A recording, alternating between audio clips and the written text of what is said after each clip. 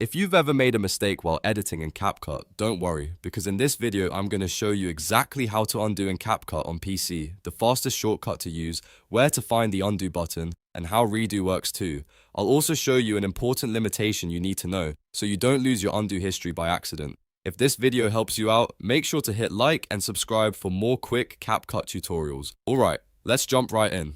The fastest way to undo in CapCut on a computer is using the keyboard shortcut Ctrl Z.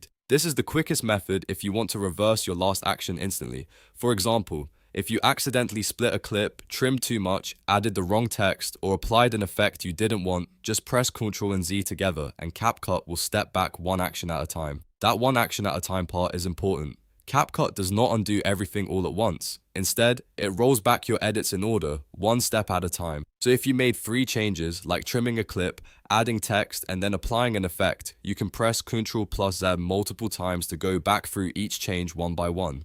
If you prefer using the interface instead of a keyboard shortcut, CapCut also has an undo button you can click. Look for the curved arrow pointing left. On the PC version, it's located right above the timeline track on the left toolbar menu. This is the visual undo button, and it does the same thing as the shortcut. Just click it once to reverse your last edit, or keep clicking it to keep stepping backward through your recent changes. Now, if you undo something and realize you actually want it back, you can redo it. To redo in CapCut on PC, press Ctrl Y. In some versions, Ctrl+Shift+Z also works. You can also click the curved arrow pointing right if you want to do it from the interface.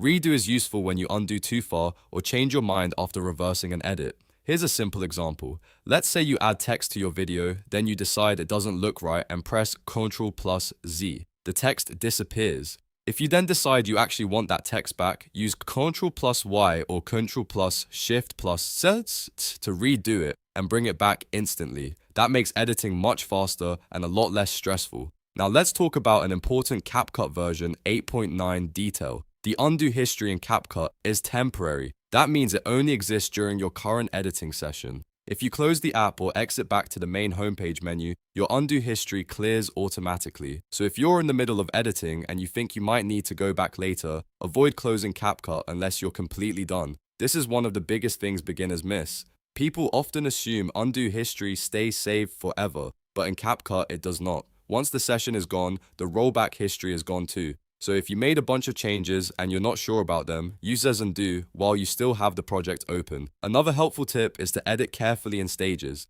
Because CapCut only undoes one action at a time, it's smart to pause after major edits and review your timeline before moving forward. That way, if something goes wrong, you can quickly reverse just the last step instead of having to rebuild a bunch of work.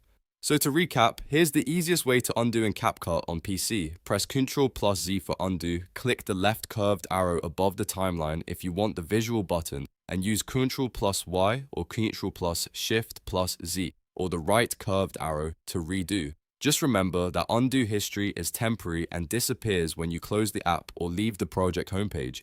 If this tutorial helped you, don't forget to like the video and subscribe for more CapCut editing tips, beginner guides, and fast workflow shortcuts. Thanks for watching, and I'll see you in the next one.